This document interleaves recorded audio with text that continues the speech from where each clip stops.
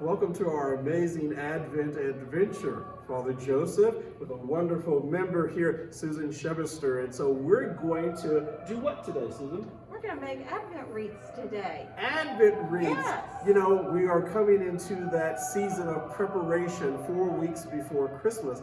And one of the main symbols for Advent is the Advent wreath. Advent wreath. Maybe you've had an opportunity to see that what I did at the very beginning was to soak the oasis, and that's a floral foam with water. And we needed to make sure that it was absolutely saturated with water. And once you soak it the first time, is that enough to last throughout the 4 weeks, Susan? No, you really need, because Christmas greens are big drinkers, and so you need to add water to the plate probably several times during the 4 weeks of Advent. So make sure that you add water, not necessarily gin, scotch, or eggnog, right? Yes, that's correct. Just plain water. And you can just right here, there's corners where there's not any foam, and you can just put your finger there to see how much water you need. So. All right. And that's to ensure that the greens are absorbing as much water as possible, because you don't want them to dry out, and when we light the candles, it will become what, sort of like a burning bush, right? Yeah, we do not want that. You don't want that. That'll No. put really a damper on your Advent It's certainly preparation, good. It's Christmas certainly good. celebrations, Yes. couldn't it? Yes. Okay.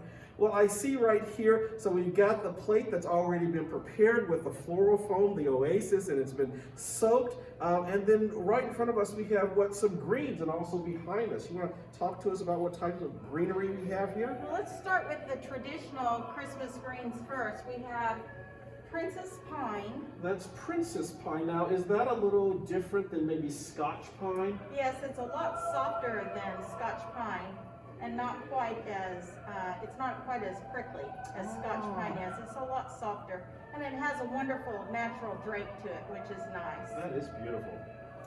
And then we have Juniper.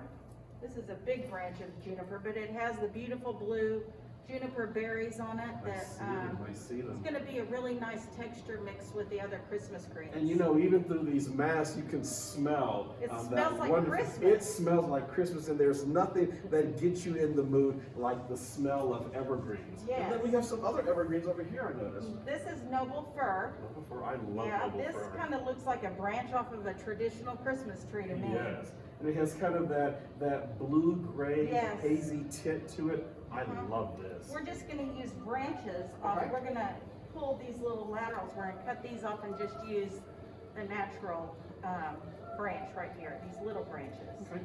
And then another wonderful evergreen that I've seen time and It's time again. cedar, some kind of cedar. I don't know the botanical name. Do you? All right.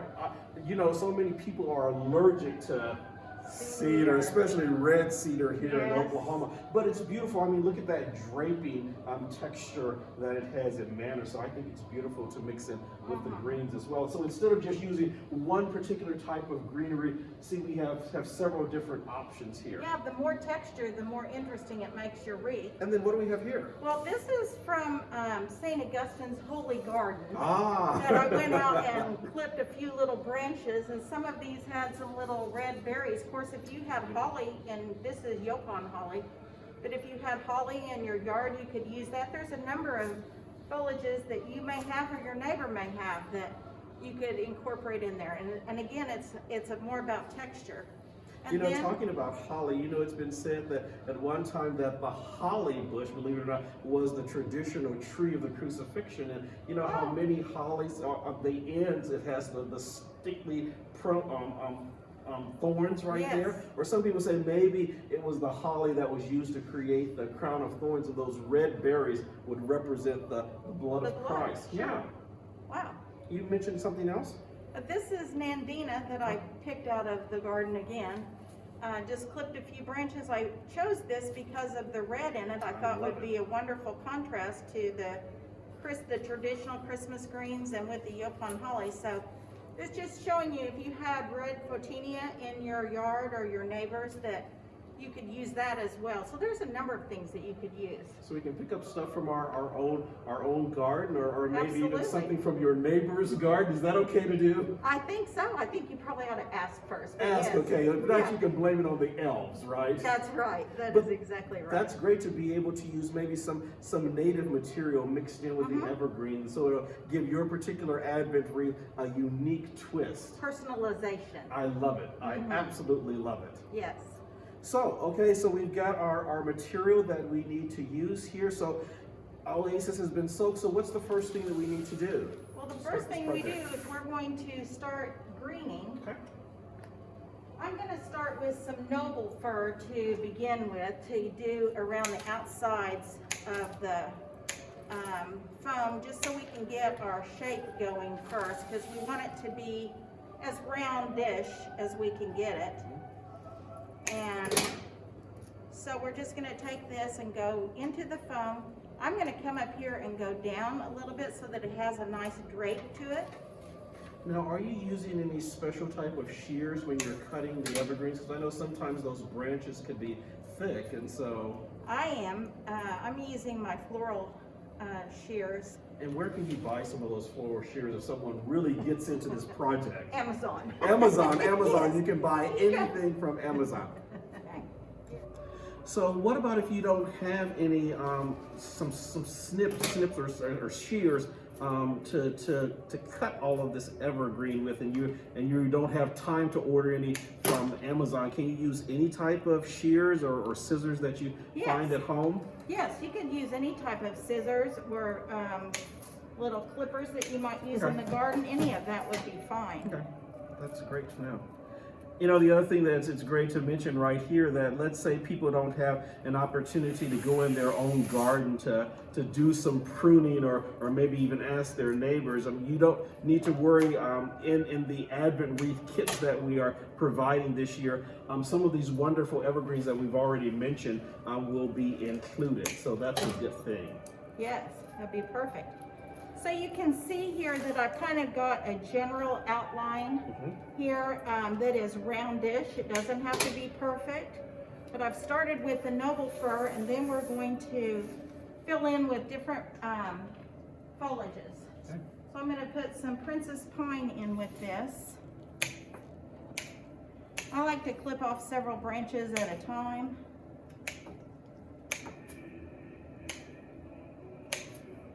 Maybe I won't make such a big mess. Well, but part of it is making a mess. I mean, that's the fun, right? It just happens. So, Absolutely. you know.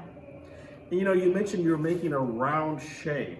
There's wonderful symbolism in the round shape, or the ring. You know, it's a sign and symbol of God's everlasting love. Yes. You know, the circle has no beginning or ending. Like wedding rings. Just like a wedding ring, absolutely. In a sense, it's been said, you know, that the church is Christ's bride, so we are wedded to Christ forever. So a wonderful symbol. And you know, the Advent wreath, people may know this, they may not know it. It's a tradition that has been with us for over 4 centuries. In fact, it emanated in Germany with German Lutherans back in the 16th century. And so our particular version of the Advent wreath has gone over some modifications. We assume that the tradition made it here to the United States around 1930. But even as early as 1839, there was a Lutheran pastor who was doing work with a mission school in Hamburg. And the kids continue to ask, how many days until what? Christmas. Have any of you parents heard that? Never. Never, right?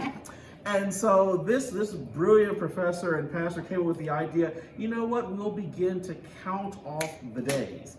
And so he took that wonderful tradition of the Advent wreath that had begun in the 16th century, and he modified it. Tradition says he took a really large wooden wheel off of a cart.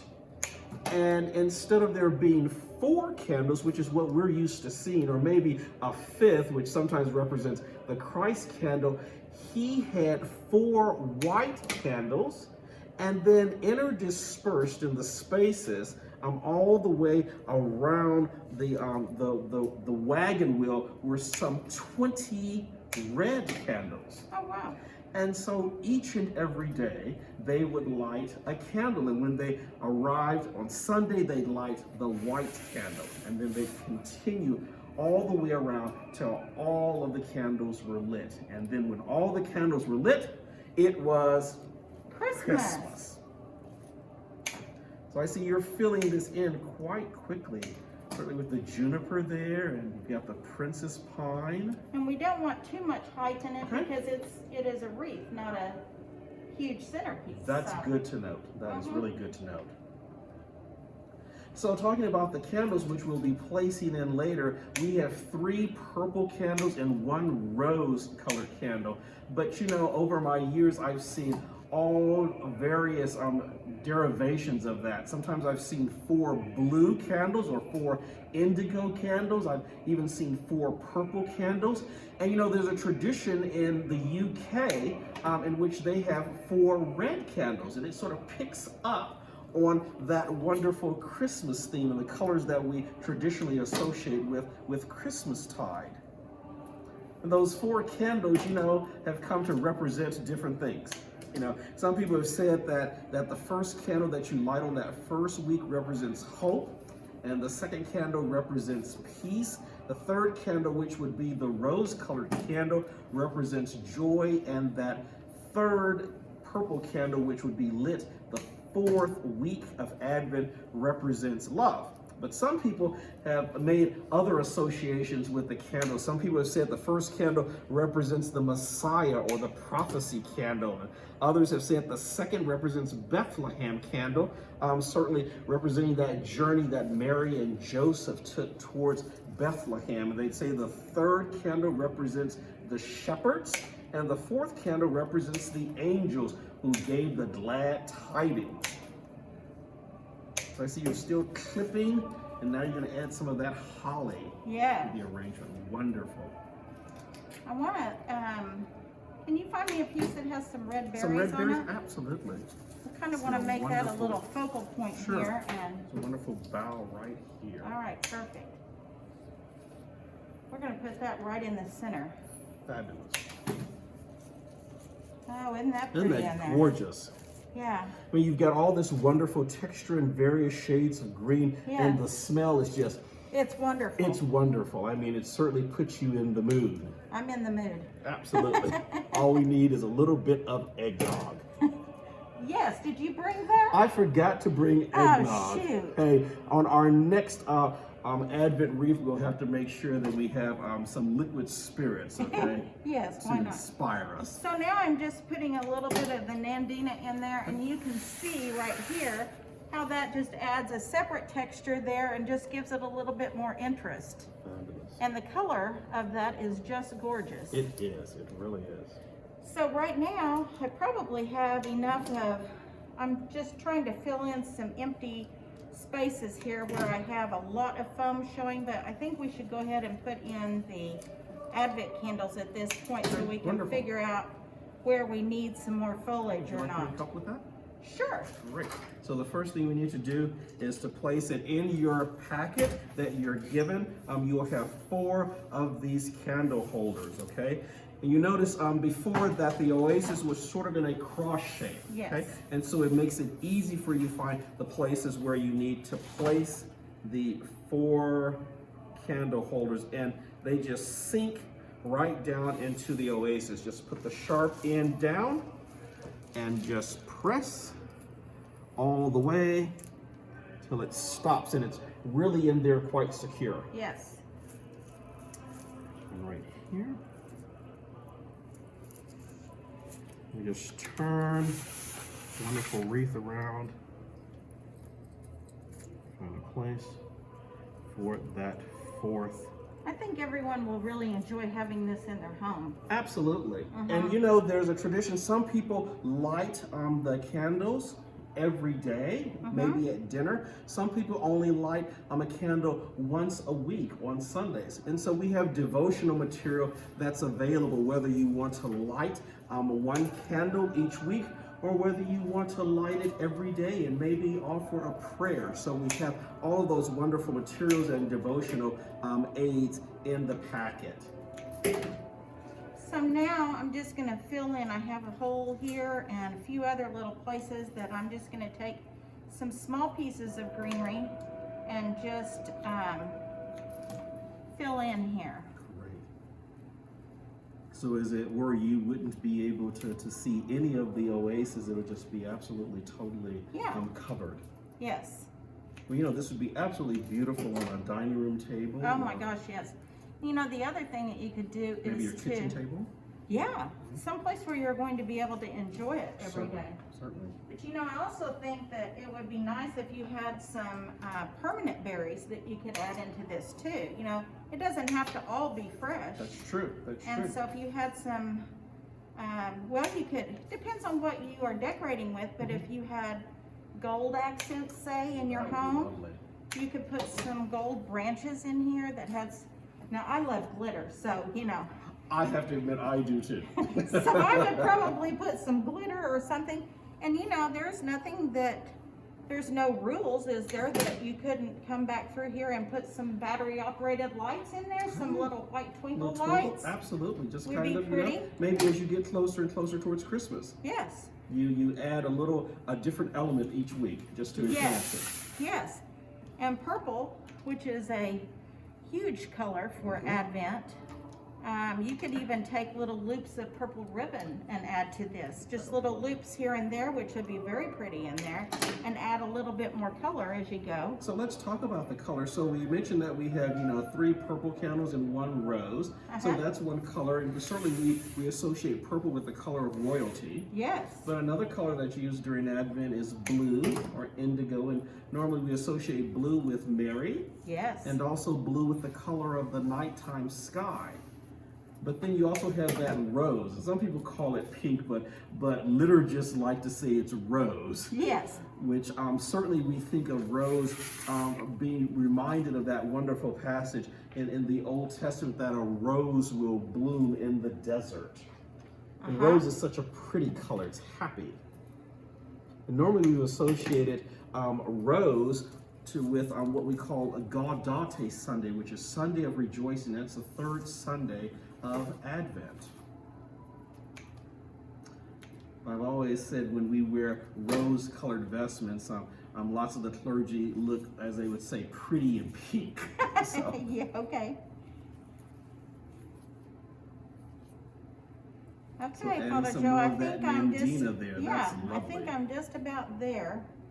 As far as foliage, do you see any little holes that we need to add absolutely to fill in? Or? Gorgeous. I mean, I don't know if you can get a close-up of that, but I mean, that's just absolutely stunning. Get all that wonderful variation there. We're going to give it just a little bit color right there. And you know, that didn't take you long at all to put this together, Susan. It really didn't. No, it didn't. I mean, it's something that maybe could a person all by themselves could do it, or maybe it could be a family project. Absolutely. Yeah. Yeah, it could. Fantastic. So now it seems like the only thing we need to do is add the candles. Yes. 2 for you. Okay. I get pink. You get the pink. Okay. Yep. All right. It's my favorite color. Okay. Isn't that beautiful? That looks like an Advent stunning. wreath. Wow, we are ready to celebrate Yes. this time of preparation and making ready for the birth of Christ, who is the King of Kings, Lord of Lords, and the Prince of Peace. We are ready for this wonderful celebration. And again, that would look stunning as a centerpiece on any table or living room table or wherever you want to have your devotion, and certainly show it off. I love the different combinations of texture in here. Most certainly. Gives it a lot of interest to your eye. It does. Splendid work. Thank Okay. you so much, Susan. Yes. And thank you, friends, for joining us in this absolutely amazing Advent adventure as we begin our journey towards Bethlehem to celebrate the birth of Jesus Christ, our Savior and Lord. Amen.